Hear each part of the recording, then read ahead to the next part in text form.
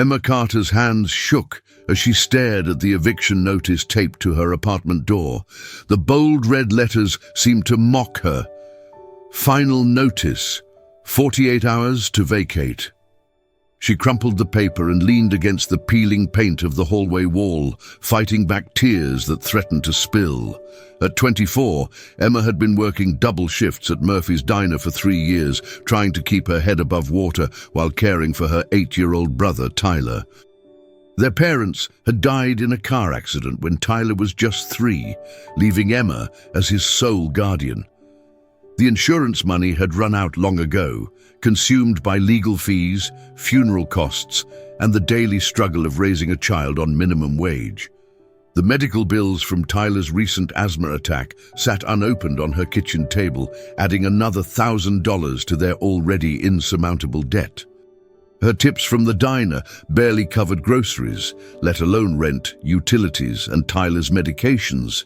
She had already sold everything of value they owned: her mother's jewelry, her father's tools, even her old college textbooks. Emma pushed open the apartment door and found Tyler sitting at their small table, carefully working on his homework with a pencil worn down to a stub. His school clothes were clean but patched, and his sneakers had holes that she tried to cover with duct tape. He looked up with bright eyes that reminded her so much of their mother. "Em, are we moving again?" Tyler asked quietly, having noticed the paper in her hand. Emma forced a smile and ruffled his sandy hair. "Maybe, buddy. But don't worry about it. Just focus on your homework." That night, after Tyler fell asleep on their shared mattress, Emma sat on the fire escape and wondered how she would tell him they might be homeless by the weekend. The next morning at Murphy's Diner, Emma moved through her shift like a zombie, serving coffee and scrambled eggs while her mind raced through impossible solutions. The lunch rush was particularly brutal, with angry customers complaining about slow service and cold food. Emma's manager, Harold, was in one of his moods, threatening to dock her pay for every mistake. Around 2 p.m., when the diner had emptied except for a few regulars, a man in an expensive charcoal suit walked in. He was tall, probably in his early 30s, with dark hair and piercing grey eyes that seemed to analyze everything around him. His presence immediately changed the atmosphere of the shabby diner. He looked completely out of place among the cracked vinyl booths and flickering fluorescent lights. Emma approached his table hesitantly, noticing his perfectly tailored suit and the expensive watch on his wrist. "Welcome to Murphy's. Can I get you something to drink?" The man looked up from his phone, studying her face with an intensity that made her uncomfortable. "Coffee, Black. And I'd like to speak with you privately when you have a moment." Emma's stomach dropped. Had she done something wrong? Was he some kind of health inspector? She brought his coffee with trembling hands, spilling a small amount on the saucer. "I'm sorry. I'm usually not this clumsy," she apologized. "It's fine," he said calmly. "My name is Alexander Stone.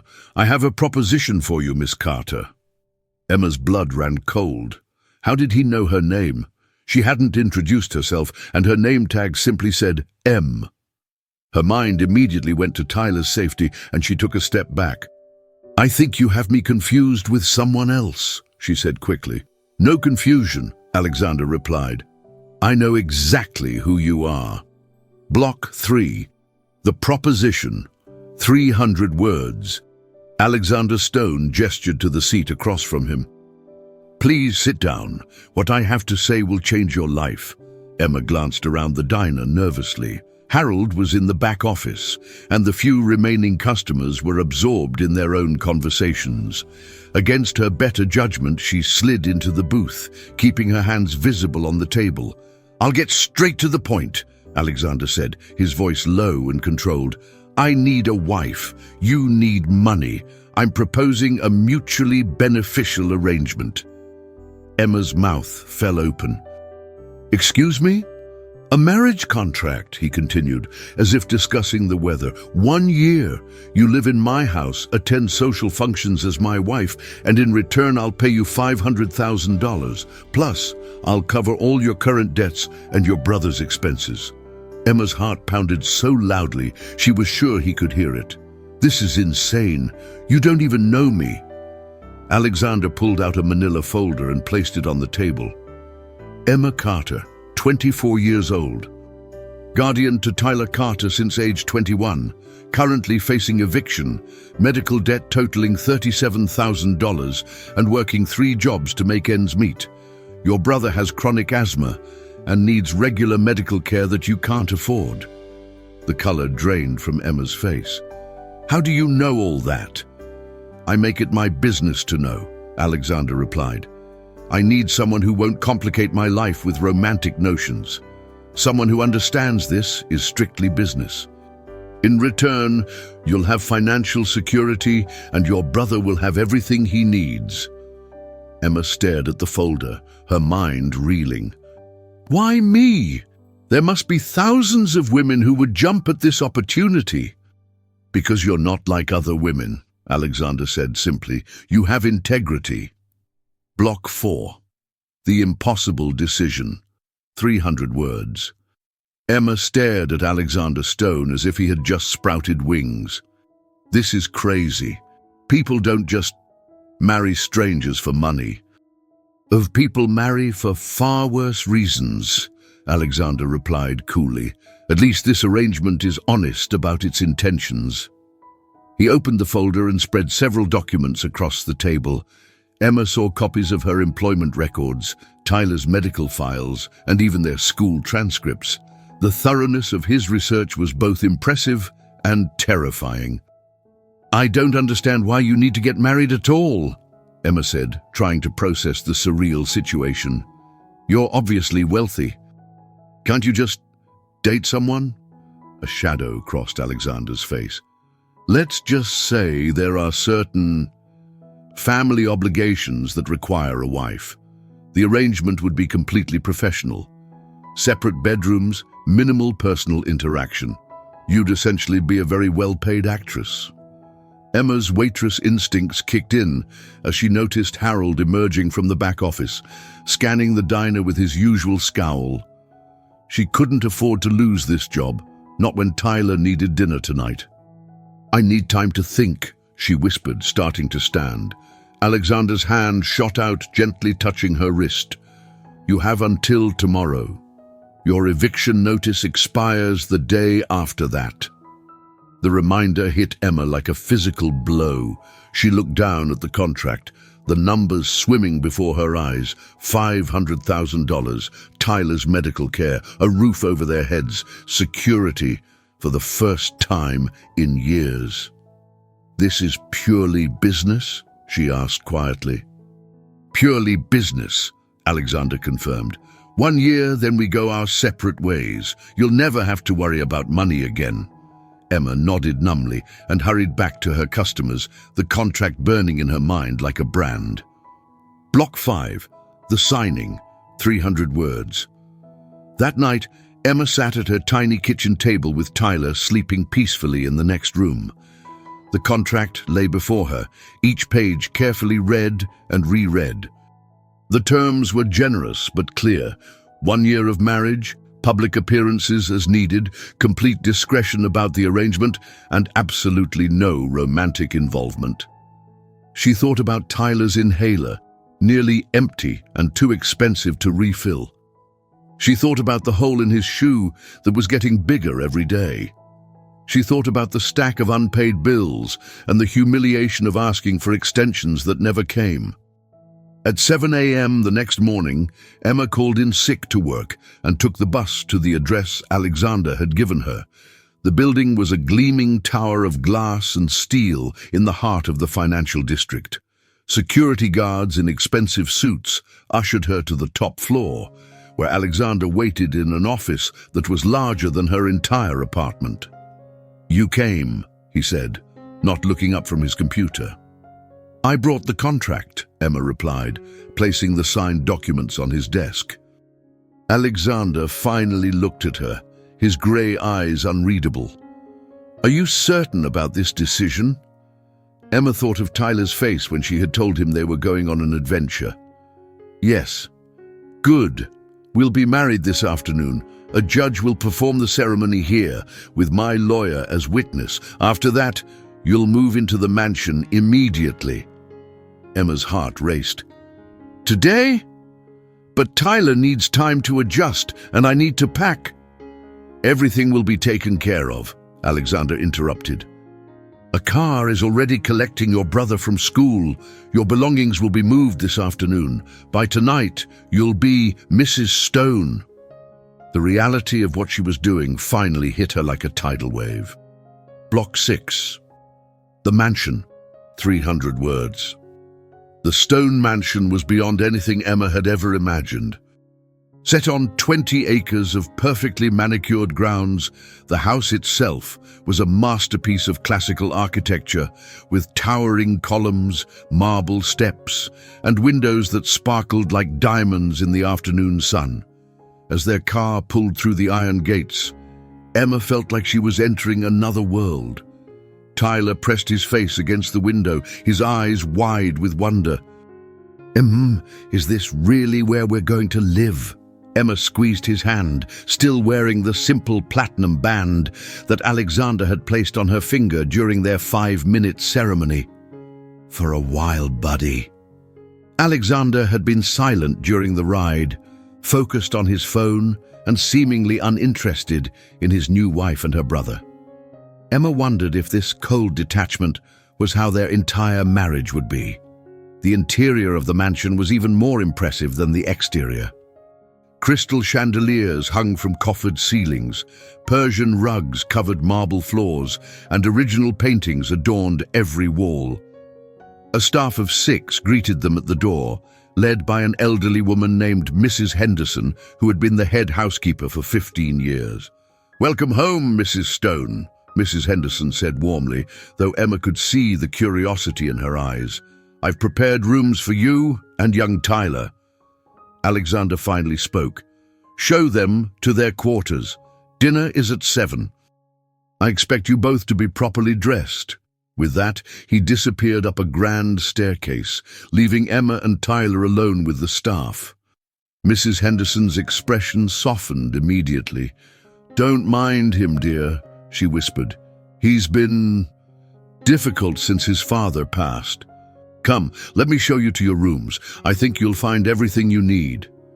As they climbed the marble staircase, Emma wondered what she had gotten herself into. Block 7. The Discovery, on 300 words. Emma's bedroom was a suite larger than their entire previous apartment, complete with a sitting area, walk-in closet and bathroom, with a marble tub that could fit 3 people. Tyler's room was across the hall, decorated like something from a children's magazine, with built-in bookshelves, a desk that adjusted to his height, and a bed shaped like a race car. "This is the coolest room ever," Tyler exclaimed, bouncing on the bed. "And look, they even have video games." Emma smiled at his excitement, the first genuine happiness she'd felt all day. At least Tyler would be comfortable here. She began unpacking their few belongings, hanging Tyler's school clothes in a closet designed for a young prince. As she explored the suite, Emma discovered a connecting door that she assumed led to a storage room. When she opened it, she found herself looking into what was obviously Alexander's study. The room was dark and masculine, lined with law books and financial journals. But what caught her attention was the photograph on his desk. It showed a young Alexander, probably in his early 20s, with his arm around a beautiful blonde woman. They looked happy, genuinely in love. The woman wore an engagement ring, and both were laughing at something outside the camera's view. Emma picked up the frame, studying the woman's face. "You shouldn't be in here." Emma spun around to find Alexander standing in the doorway, his expression thunderous. She quickly set down the photograph. "I'm sorry, I thought it was a closet. I didn't mean to intrude." Alexander strode across the room and turned the photograph face down. "This room is off limits, is that understood?" Yes, of course, Emma stammered. I'll make sure Tyler knows too. See that you do, Alexander said coldly, then left through the main door. Block 8, The Unexpected Side, 300 words. Over the next few weeks, Emma settled into the strange rhythm of her new life. During the day, Alexander was usually at his office, leaving Emma to explore the mansion and help Tyler adjust to his new private school. The staff treated them kindly, though Emma sensed they were as puzzled by the sudden marriage as she was. Tyler thrived in his new environment. His asthma improved dramatically with the clean air and lack of stress, and he made friends quickly at his expensive new school. Watching him laugh and play without worry made every awkward moment of Emma's arrangement worthwhile. Alexander remained distant and professional, speaking to Emma only when necessary for their public appearances. They attended charity galas and business dinners where Emma played the role of devoted wife, wearing designer gowns that cost more than she used to make in a year. But late at night, Emma began to notice something unexpected. From her bedroom window, she could see the mansion's garden, and several times she spotted Alexander walking alone among the roses, his shoulders slumped with an exhaustion that his daytime demeanor never revealed. One evening, she heard piano music drifting through the house. Following the sound, she discovered Alexander at a grand piano in the conservatory, playing a hauntingly beautiful melody. His fingers moved with practiced ease, and his face held an expression of such profound sadness that Emma felt her heart clench. She stood in the doorway, transfixed by this glimpse of the man behind the cold facade. The music spoke of loss, longing, and a pain so deep it seemed to echo through the empty mansion. When the song ended, Alexander sat in silence for a long moment before noticing her presence. Their eyes met across the room, and for an instant, Emma saw vulnerability flicker across his features before the familiar mask slipped back into place. Block 9. The Breaking Point, 300 words. 3 months into their arrangement, Emma had grown comfortable in her role as Alexander's contract wife. She managed the household, attended social functions, and provided Tyler with the stable life he deserved. But beneath the surface, something was shifting. She found herself looking forward to the rare moments when Alexander let his guard down. A genuine smile when Tyler showed him a drawing from school, or the way his eyes softened when he thought no one was watching. Emma was beginning to see the man he had been before whatever tragedy had hardened his heart. The revelation came on a rainy Thursday evening. Emma was looking for Tyler's baseball glove when she accidentally knocked over a box in the mansion's storage room. Photographs scattered across the floor, hundreds of them, all featuring Alexander and the blonde woman from his study. Wedding photos, the woman in a flowing white dress, Alexander beaming beside her, honeymoon pictures from exotic locations. Images of domestic happiness that made Emma's chest tight with an emotion she didn't want to name. Her name was Sarah. Emma spun around to find Alexander standing in the doorway, his face pale but resigned. "She was your wife," Emma said quietly, not a question. "For 2 years," Alexander replied, stepping into the room. "She died in a car accident 3 years ago. Drunk driver ran a red light." Emma's heart broke for him. "Alexander, I'm so sorry." "The marriage contract wasn't just about business," he continued, his voice hollow. "My grandmother's will requires me to be married to inherit the family foundation. Sarah and we were trying to start a family when she died. I never thought I'd marry again." "So you chose someone who wouldn't expect love," Emma whispered, understanding finally dawning. Alexander nodded, his walls finally crumbling. Block 10. The Transformation. 300 words. After that night, everything changed between Emma and Alexander. He stopped avoiding her, and she stopped pretending not to care about his pain. They began talking over dinner, sharing stories about their pasts and dreams for the future. Emma learned that Alexander had been a different man before Sarah's death. Warm, generous, and quick to laugh. The cold businessman was armor he'd built to protect himself from further loss. Gradually, with Emma's gentle presence and Tyler's innocent joy, that armor began to crack. Tyler, who had initially been intimidated by Alexander, slowly won him over with his endless questions and boundless enthusiasm. Alexander taught him to play chess, helped with homework, and even attended Tyler's school baseball games. Watching them together, Emma felt something she had never expected to feel in this arrangement, like they were becoming a real family. One evening, as they walked through the mansion's garden after dinner, Alexander turned to Emma with an expression of wonder. "I haven't felt this peaceful in 3 years," he admitted. "You and Tyler, you've brought life back to this house." Emma's heart raced as she realized her own feelings had evolved far beyond their business arrangement.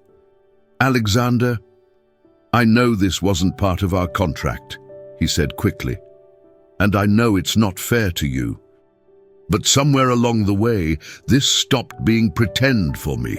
Emma reached for his hand, intertwining their fingers. "It stopped being pretend for me too." Under the moonlight, surrounded by the roses Sarah had once planted, Alexander and Emma shared their first real kiss. It was tender, full of hope, and completely unexpected for both of them. When they broke apart, Alexander rested his forehead against hers. "What does this mean for us?" Emma smiled, finally feeling like she was exactly where she belonged. "It means we write a new contract. Block 11, the new beginning, 300 words." 1 year after their contract marriage began, Emma and Alexander stood in the same garden where they'd first kissed, but this time they were surrounded by family and friends. Mrs. Henderson dabbed her eyes with a handkerchief as Tyler, now 9 and thriving, carried the rings down the aisle with the solemnity of someone taking his job very seriously. Their second wedding was everything their first hadn't been, full of love, laughter, and genuine emotion.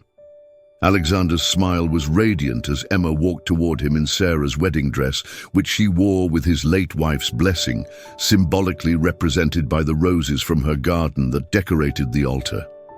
"When I first proposed this arrangement," Alexander said during his vows, "I thought I was buying a wife. Instead, I found my heart again. Emma, you didn't just agree to marry me, you taught me how to live again." Emma's voice trembled with emotion as she spoke her own vows. "You gave me security when I needed it most, but you also gave me something I never dared to dream of, a love that feels like coming home." After the ceremony, Tyler tugged on Alexander's sleeve. "Does this mean you're really my brother now?" Alexander knelt down to Tyler's level, his eyes bright with unshed tears. "If you'll have me, buddy, forever." As the three of them posed for photos in front of the mansion that had once felt like a prison but now felt like paradise, Emma marveled at how life could surprise you. She had entered into a loveless marriage to save her family from poverty, but somewhere along the way, she had found something infinitely more valuable. Their contract had expired, but their love story was just beginning, and this time the only terms were forever.